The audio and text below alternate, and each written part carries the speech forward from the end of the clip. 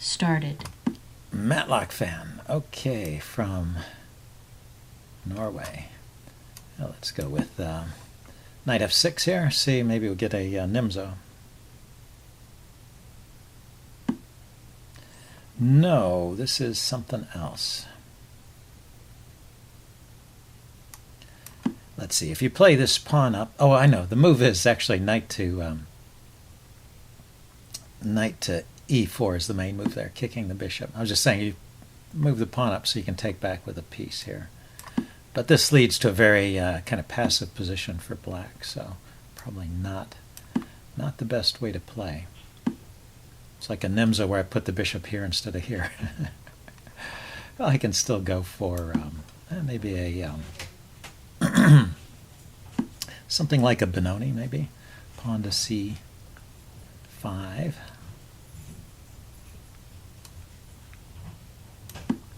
See how this goes.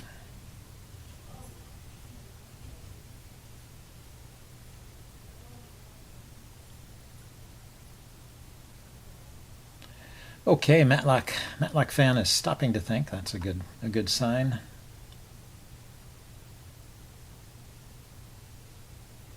He hasn't pushed the e-pawn forward, trying to take advantage of this pin.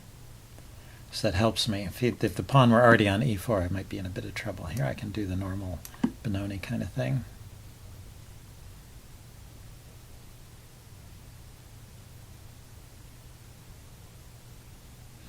So, for example, if he had... oh, he's taking that way. Okay, he gives up the bishop pair, but he gets a good knight here and a backwards d-pawn. Normally they take back with the pawn. Oh, he took back with the pawn anyway. I thought the I thought the point of trading off my knight was so he could take with a knight here. Interesting. Okay. Well, anyway, yeah, I need to shore up this pawn and stop the d-pawn from further adventures and open a line for my light-squared bishop. So I should be okay after that. I can pin this knight, and then I can bring my knight out.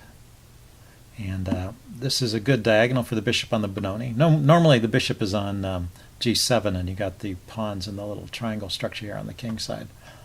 But this should be good as well. Okay, so he just unpinned.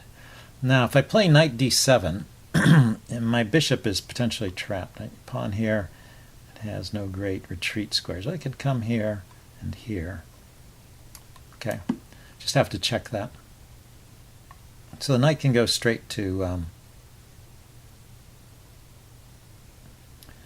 e5. It might be a good square for it. He can pop his knight into b5, hitting my weak d-pawn.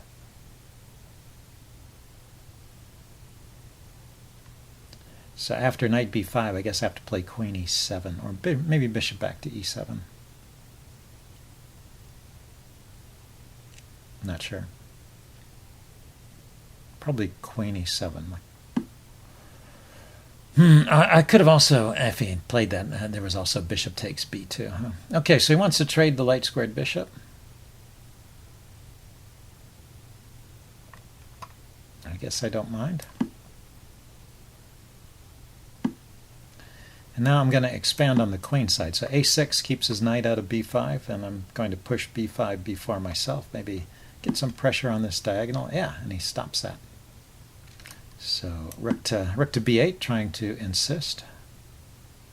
But, well, he's got the queen and the knight on it, so I can't actually force that through, can I?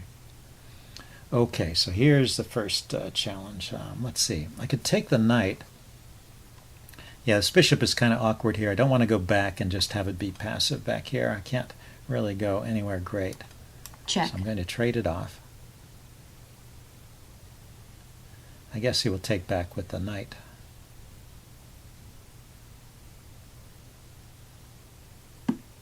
Took back with the pawn. Okay, I'm not good at guessing his moves. So when I play knight here, attacking his pawn, oh, he can just bring this pawn forward. But I can play b5 now. That's why taking back with the knight would have been a little better, I think. I can get this pawn majority rolling on the queen side.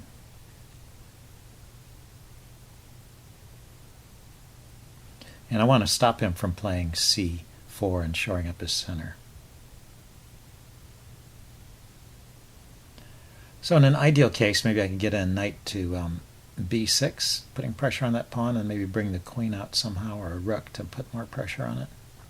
Not so easy. He still hasn't castled. And I have queen to... Okay, there he goes with the castling.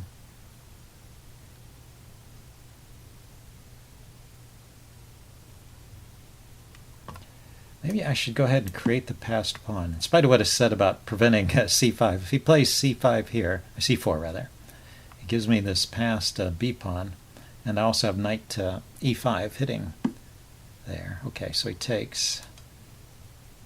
My plan was to take with the rook. But I'm reconsidering. I realize I left this pawn hanging. Not very sharp.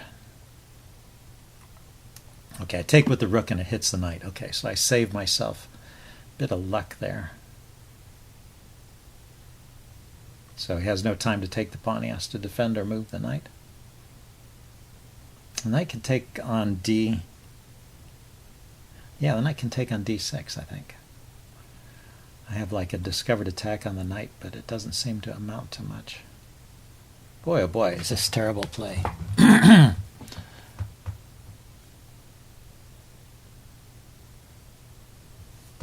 So let's think about this. Knight takes d6, knight to f6, hitting the pawn and hitting the knight. His knight can go here, I can take it. Okay, so he just retreats. Yeah, so maybe that didn't work out. I'm not entirely sure. So let's save the a pawn. And okay, this structure I'm starting to like again. So I have the passed pawn that's protected. It's good for the end game. I have this pawn, the a pawn that I can put pressure on. And like even knight b6 right here. Knight b6 would attack both the a pawn and the d pawn. And then there's also centralizing moves like knight to e5. But I think knight a6 here, once he's got attacked. He's obviously attacking d6 again. Let's not forget it this time. But knight to b6 defends d6. Kind of cuts off my rook. I have to be a little bit careful here. He defended his knight. Okay, so I can take here on a4. Rook takes, knight takes. Does his queen come in? His queen comes in here with an attack. So maybe I should take with the knight and keep the rook there. No trades. And the knight maybe can come into c3. Is that possible? Hitting the queen and hitting the pawn?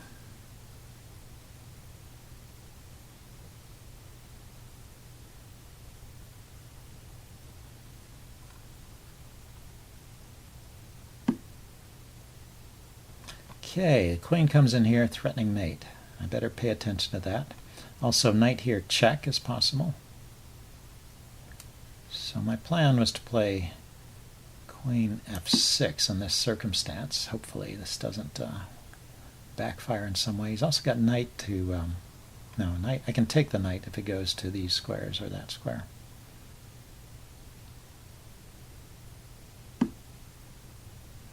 Okay, he's pushing forward. Yeah, his classical kind of attack against the Benoni here. I have to be careful. But he left the... he did leave the e-pawn hanging.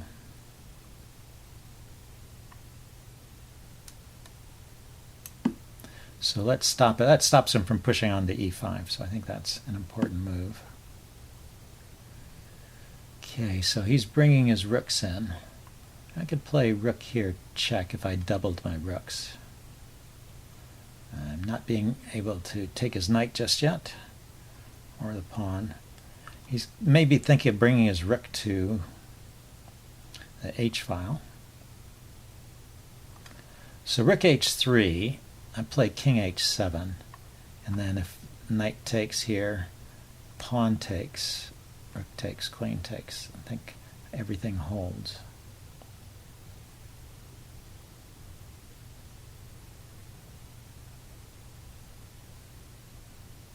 Oh, but I have this rook in the corner. I should take that. Check. I knew there was something going on there.